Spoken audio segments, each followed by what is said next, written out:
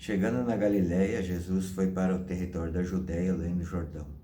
Uma grande multidão o seguia e curou os seus doentes.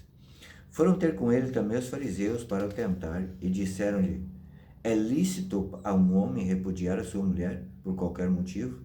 Respondeu-lhes: Não lestes que no princípio o Criador fez homem e mulher e disse: Por isso deixará o homem pai e mãe e juntar-se-á a sua mulher, e os dois serão uma só carne? Por isso, não mais são dois, mas uma só carne. Portanto, não separe o homem o que Deus ajuntou. Santo Tomás de Aquino, nesse livro da Catena Áurea, parafraseando o pseudo Crisóstomo, vai dizer que quando uma pessoa tem uma doença, ele vai procurar uma certa intimidade, uma amizade com o médico, né, para curar a sua doença. Aqui, no caso, os fariseus procuraram Jesus para tentar justificar um desejo que eles tinham no coração, né, de poder separar da sua esposa quantas vezes quisessem, estaria tudo bem.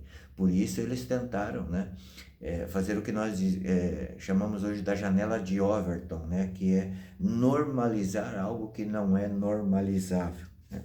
Porque Moisés aqui havia criado uma jurisprudência, mas Jesus fala no princípio, não é assim, né?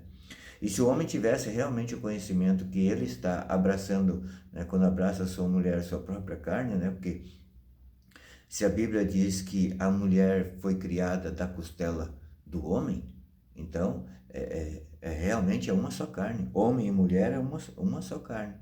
E quando então pelo santo matrimônio se unem, nascem os filhos, aí sim já não são mais os dois, mas são um. Porque o filho vai ter os traços do pai e os traços da mãe. Portanto, duas carnes se tornam uma só carne, né? Se nós analisarmos, por exemplo, o tanto que Jesus valoriza o matrimônio, o tanto que ele condena, por exemplo, o adultério, a fornicação, nós podemos perceber também que na passagem segundo Santo Tomás de Aquino, que de certa forma Jesus Cristo abandonou o seu pai, Deus Criador, abandonou a sua mãe, né, que seria a sinagoga dos judeus, e se juntou com a nova esposa, que é a igreja de Jesus Cristo. E é esse o ponto que Jesus Cristo, digamos assim, o principal que Jesus Cristo quer conosco. Ele nos ama com amor esponsal. Ele, né, o projeto dele é que ele seja o esposo da nossa alma. E um esposo, ele não aceita adultério. Uma esposa não aceita adultério. É por isso que nós temos que ter uma atitude correta diante de Deus, né? É por isso que nós temos que entender que a continência, nós temos que entender que a castidade, ela é necessária. Ela é necessária. Ela é sim um martírio todos os dias, ainda mais nesse mundo sensualizado como nós vivemos, né? Nos dias de hoje, é preciso que nós vivamos, como fala uma das cartas de Paulo, quem tiver muitos bens, viva como se não tivesse, quem tiver esposa, viva como se não tivesse. Não estou dizendo aqui que não é para ter sexo, não.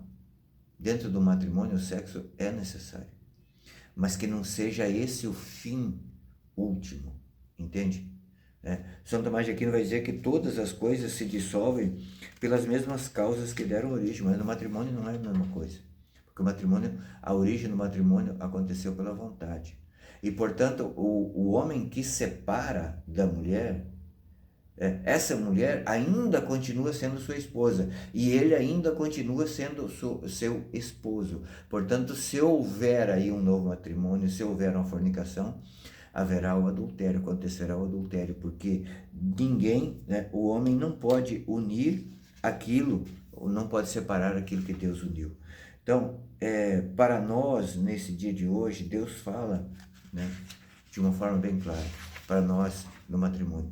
É necessário que nós busquemos a castidade. E se tem um pecado que torna o homem, digamos assim, com a alma embotada, com a inteligência embotada, é o pecado contra a castidade. É o pecado contra a castidade.